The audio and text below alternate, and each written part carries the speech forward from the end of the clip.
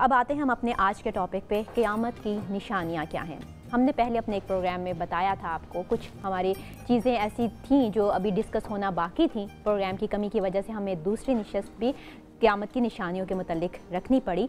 तो मौलाना शफ़ाअत रसूल साहब, हम आपसे प्रोग्राम का आगाज़ करते हैं। आपने फरमाया था कि 30 दज्जाल रूए ज़मीन पर रूनुमा होंगे क़यामत से पहले। वो 30 दज्जाल किस नौयत के होंगे? उनका क्या वो एक ग्रुप का नाम है या इनफरादी कोई शख्सियत है?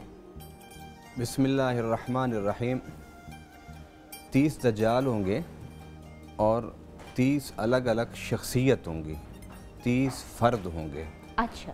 नबी पाक सल्लल्लाहु अलैहि वसल्लम ने इसके हवाले से इरशाद फरमाया कि उनमें से हर एक ये दावा करेगा कि मैं नबी हूँ, हालांकि नबूवत मुझ पर ख़त्म हो गई है। बेशक। मैं नबी हूँ, मैं नबी हूँ, मैं नबी हूँ, मेरे बाद कोई नबी नहीं। और उसके बाद मुख्तलिफ़ अहादीस में नबी पाक सल्लल्लाहु अलैहि वसल्लम का इरशाद गिरामी है कि ये जो आखिरी दज्जाल होगा, जिसका अहादीस में नाम है मसीहुद दज्जाल, अच्छा, ये इबलीस का अक्स होगा। जितनी ताकत और क़ुव्वतें अल्लाह ताला ने इबलीस को अता फरमाई थी, उतनी ही ताकत और क़ुव्वत इसके पास होगी। अच्छा, ये ताकत और क़ुव्वत का ये क्या नौयत है? मतलब क्या वो बहुत ज़्यादा जादू करने वाला होगा या उसके पास बहुत पैसा होगा? किस तरह ये ताकत क्या है? बहुत पैसा होगा, बड़ी दौलत होगी, माशी तौर पर बड़ा खुद कफ़ील होगा, उसके साथ अनाज और गले के मतलब है कि बोरे और सामान उसके साथ होगा। एक जन्नत होगी उसके साथ, एक उसके साथ जहन्नम होगी। जिसे क्या मतलब जन्नत भी होगी? जन्नत और उसके साथ जहन्नम, और जो उसको नहीं मानेगा वो उठा के उसे जहन्नम में डालेगा, लेकिन वो हकीकतन जन्नत होगी। अच्छा, यानी कि कुछ अरसा पहले मतलब वो अपने सब चीज़ें ये साथ लेके चलेगा।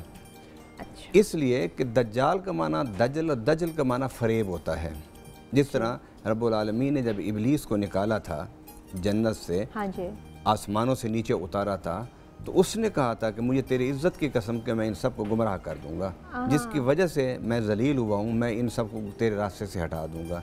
और उसने लफ्ज़ क्या कहा था? फ़बिइज़्ज़तिक लअग़वियन्नहुम अजमईन, मुझे तेरी इज़्ज़त की कसम है अल्लाह, इन सब को मैं गुमराह कर दूंगा। तो फिर कुरान रब ने आपसे पूछा किस तरह तू करेगा? सुम्मा लआतियन्नहुम मिन बैन अयदीहिम व मिन खल्फ़िहिम व अन अयमानिहिम व अन शमाइलिहिम वला तजिदु अक्सरहुम शाकिरीन। आगे से, पीछे से, दाएँ से, बाएँ से मैं उनको नेकी की तरफ नहीं बढ़ने दूंगा। तो हदीस पाक में आता है, रसूलुल्लाह सल्लल्लाहु अलैहि वसल्लम फरमाते हैं, रब ने पूछा कि तू चारों तरफ से मेरे बंदे को घेर कर उसको गुमराह करेगा, तो फिर तूने दो रास्ते खुले रखे हैं, तूने उसका जिक्र नहीं किया, एक आसमान की तरफ और दूसरा ज़मीन की तरफ। जब तू उसे गुमराह करके उससे गुनाह करा लेगा और वो आसमान की तरफ मुझे देखेगा और शर्मिंदगी से सर सजदे में रख देगा, तो मैं भी उसके सारे गुनाह माफ़ कर दूंगा, अगरचे उसके गुनाह समुद्र की झाग से भी ज़्यादा होंगे। सुभान अल्लाह, क्या बात फरमाई। पीर साहब, आप क्या कहेंगे इस बारे में? बिस्मिल्लाहिर्रहमानिर्रहीम। बुनियादी तौर पे मैंने पहले भी अर्ज़ किया था एक प्रोग्राम में, जो क़यामत है ये एक महसूस करने की बात है, एक नज़रिए की बात है, एक अक़ीदे की बात है। और सूफिया ने कहा, अल्लाह के नबी सल्लल्लाहु अलैहि वसल्लम की एक रवायत हमें मिलती है, लोगों ने पूछा कि भाई क़यामत की जो अलामतें हैं क्या, कैसी होंगी? जी। तो उसकी मिसाल हमें सूफिया ये देते हैं कि कभी आप देखें जब किसी बंदे की रूह परवाज़ कर रही हो, यानी कि एक बंदा है, हाँ, वो फ़ौत होने के करीब है, तो वो बेचारा लम्हा लम्हा निकलता है, एक एक जो सेकंड है उसके ऊपर बड़ा भारी होता है, बड़ा मुश्किल होता है। और जो जान निकलना, ये दुनियावी मुश्किलात में से सबसे बड़ी मुश्किल ये है कि जब बंदे की रूह कब्ज़ करती है। तो ये एक देखने की बात है, अगर खुदा न खास्ता अगर हमारे दिलों में शैतान जो है वसवसा डाले कि भाई कुछ भी नहीं है, ऐसे बातें हैं, नहीं, ऐसी बातें नहीं हैं। ये एहसास है, आप अपने ख़ुद नहीं तो अपनी अम्मी से पूछें, अपने अब्बू से पूछें कि जिनके आँखों के सामने आपके किसी अज़ीज़ की मौत वाक़या हुई हो। तो आज का जो मौजू है बहुत ही अच्छा है।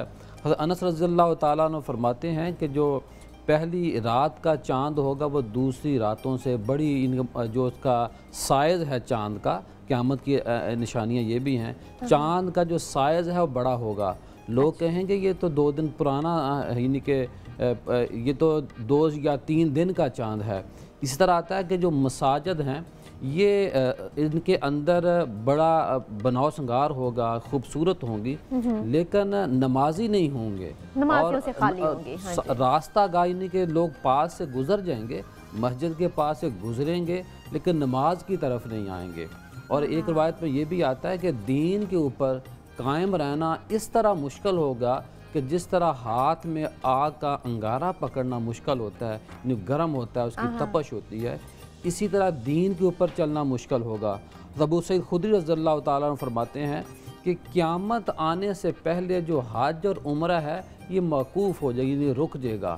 یہ بھی دیکھیے کہ جو جب تک ماشاءاللہ حج ہو رہا ہے، عمرہ ہو رہا ہے، خانہ کعبہ کا جو طواف جب تک ہوتا رہے گا، اس وقت تک قیامت برپا نہیں ہو سکتی۔ یہ اللہ کی ہمارے اوپر بڑی ہی کرم نوازی ہے۔ بالکل۔ اور جابر رضی اللہ تعالیٰ عنہ فرماتے ہیں کہ قیامت اس وقت تک برپا نہیں ہوگی جب تک ایک نیکی کہنے والی، یعنی کہ ایک جماعت ہوگی جو لوگوں کو نیکی کی طرف بلاتی رہے گی، ان کو تلقین کرتے رہے گی، صراط مستقیم کا راستہ بتاتے رہے گی۔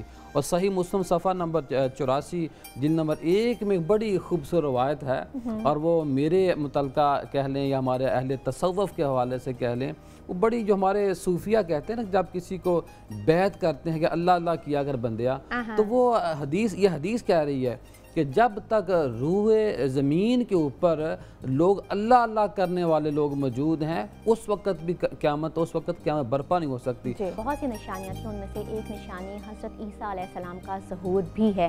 وہ کس انداز سے ہوگا، وہ کہاں پہ ہوگا، اسی پہ ہم بات کریں گے۔ مفتی غلام یاسین صاحب ہمارے ساتھ موجود ہیں۔ مفتی صاحب، آپ اس پہ ذرا روشنی ڈالیے۔ جی، بسم اللہ الرحمن الرحیم۔ سب سے پہلے تو میں آپ کے پروگرام کو اس اہتمام پہ آپ کو مبارکباد پیش کرتا ہوں کہ اس ماہ مبارک کی مناسبت سے آپ نے اتنے اچھے پروگرام کا اور اتنے اچھے موضوع کا انتخاب کیا۔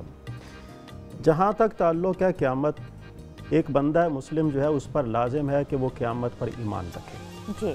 روز جزا پر ایمان رکھنا یہ لازم ہے، اور بندہ اس وقت تک مسلمان نہیں ہو سکتا جب تک کہ اس کا قیامت پر ایمان نہ ہو۔ دوسری بات یہ ہے کہ اللہ تبارک و تعالیٰ نے ہمیں زندگی عطا فرمائی ہے، تو یہ زندگی جو ہے یہ رب کی امانت ہے۔ بے شک ظاہر سی بات ہے، جب یہ زندگی رب کی امانت ہے تو اس امانت کے حوالے سے رب کی بارگاہ میں سوال و جواب کیا جائے گا۔ ہم نے آپ کو زندگی دی ہے، ہم نے اس زندگی کو گزارنے کے لیے آپ کو سہولیات دی ہیں، آپ ہمیں یہ بتائیے کہ آپ نے اپنی عمر جو ہے وہ کہاں پہ خرچ کی ہے، اور اس عمر کو گزارنے کے لیے جو سہولیات ہم نے آپ کو دی ہیں، مال و دولت، وہ آپ نے کہاں پر خرچ کیا ہے۔ تو یہ ہمیں اس بات کا درس دیتا ہے کہ یہ دنیا جو ہے یہ دار الاعمال ہے، اور قیامت جو ہے یہ دار الحساب ہے۔ وہاں پر ہم سے زندگی کے بارے میں پوچھا جائے گا، اور زندگی کو گزارنے والی تمام کی تمام نعمتوں کے بارے میں ہم سے پوچھا جائے گا۔ یہ 2-3 بنیادی باتیں ہیں، اور یہ بنیادی باتیں ہم میں سے ہر ایک کے لیے سمجھنا اور جاننا جو ہے یہ بہت ضروری ہے، تاکہ ہمیں قیامت جو ہے اس کے لیے اپنے آپ کو تیار رکھنا چاہیے، نیک اعمال کے اندر اپنی زندگی کو بسر کرنا چاہیے، رب اور رب کے رسول کے فرامین جو ہیں ان کے اوپر عمل کر کے اپنی زندگی کو بہتر بنانا چاہیے۔ دوسری بات یہ ہے کہ جس طرح کہ قبلہ پیر حضرت علامہ مولانا شفاعت رسول صاحب نے بیان کی کہ قیامت اس وقت تک قائم نہیں ہوگی جب تک کہ 30 جھوٹے دجال نہ آ جائیں گے۔ میں یہاں پر ضمناً ایک بات آپ کے سامنے عرض کرنا چاہوں گا، انہوں نے بڑی خوبصورت بات کی ہے، میں اس کے اندر اپنی طرف سے ایک تھوڑی سی یہ اضافہ کرنا چاہتا ہوں۔ دیکھیں، نبی کریم صلی اللہ علیہ وآلہ وسلم کی نبوت و رسالت کا مقام اور مرتبہ جو ہے وہ اس بات سے واضح ہو سکتا ہے کہ جو اللہ کے پیارے حبیب صلی اللہ علیہ وآلہ وسلم کی کے بعد اگر نبوت و رسالت کا دعویٰ کرے گا تو وہ سب سے بڑا فریبی اور مکار ہوگا۔ تو یہ نبی کریم صلی اللہ علیہ وآلہ وسلم کے خاتم النبیین ہونے کی واضح نشانی ہے۔ اب انہوں نے بیان کر دیا کہ دیکھیں، دجل جو ہے وہ فریب کو کہتے ہیں، اس سے بڑی فریب والی بات اور کیا ہو سکتی ہے کہ نبی کریم صلی اللہ علیہ وآلہ وسلم کے بعد اگر کوئی آدمی اس بات کا دعویٰ کرتا ہے کہ میں اللہ کا نبی یا اللہ کا رسول ہوں، تو اس کا مطلب یہ ہے کہ وہ اپنے دعوے میں جھوٹا ہے، وہ فریبی ہے اور وہ دجال ہے۔ تو اس سے اندازہ لگایا جا سکتا ہے کہ اللہ کے پیارے رسول صلی اللہ علیہ وآلہ وسلم کے جو مقام نبوت اور رسالت کے اوپر اگر کوئی آدمی اس حوالے سے بات کرتا ہے تو دیکھیں، دجال جو ہے یہ قیامت کی بڑی نشانیوں میں سے ایک نشانی ہے۔ اس دجال کا ظلم کیسا ہوگا؟ उस दज्जाल का जुल्म जिस तरह के हज़रत साहब ने पहले बयान फरमाया, उस दज्जाल का जुल्म ये है कि देखें उसके पास दुनिया भी, उसके पास जन्नत भी है और उसके पास जहन्नम भी है। उस दज्जाल का सबसे बड़ा जुल्म ये है कि वो लोगों को ईमान को सल्ब करना चाहता है। और देखें इस दुनिया के अंदर सबसे बड़ी और सबसे कीमती दौलत जो है वो ईमान की दौलत है। बेशक ईमान की दौलत ही ऐसी दौलत है कि जिसकी वजह से हम दुनिया के अंदर सुरखुरु होते हैं और आखिरत के अंदर भी हम सुरखुरु होंगे। और दज्जाल का सबसे बड़ा जुल्म क्या है कि वो लोगों को उनकी दौलत ईमानी से महरूम करना चाहता है। वो इसको सल्ब करने के लिए तरह तरह के मजालिम ढाएगा, वो तरह तरह की जो उसके पास जो चीज़ें हैं वो उनको दिखलाकर उनको बहकाएगा, उनको फुसलाएगा, ताकि ये वाले लोग जो रब और रब का दीन है उसको छोड़कर गुमराही के रास्ते पर आ जाएं। जिस तरह की किबला पीर साहब ने पहले भी बात की कि वो दर हकीकत वो शैतान के रास्ते पर है। शैतान का मकसद भी यही है ताकि उम्मत मुस्लिमा जो है उसको गुमराह कर सके, और दज्जाल का भी यही मकसद है कि उम्मत मुस्लिमा को गुमराह कर।